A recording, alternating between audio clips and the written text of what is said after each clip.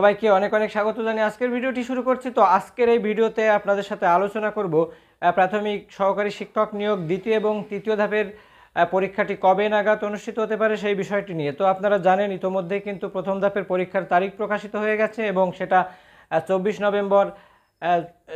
November সকাল 10টা থেকে প্রশ্নে উল্লেখিত সময় পর্যন্ত পরীক্ষাটা অনুষ্ঠিত হবে। তো যারা দ্বিতীয় এবং তৃতীয় ধাপের পরীক্ষার্থী আছেন তারা কিন্তু টেনশনে আছেন যে আসলে এই বছরে পরীক্ষাটাই অনুষ্ঠিত হবে কিনা বা পরীক্ষাটা সামনের বছর গড়ালেও কতদিন পিছাতে পারে এই বিষয়গুলো নিয়ে। তো যারা দ্বিতীয় এবং তৃতীয় ধাপের পরীক্ষার্থী আছেন আমি তাদের এখনও আশ্বস্ত করতে পারি যে এবছরে তাদের আসলে পরীক্ষা হওয়া সম্ভব না।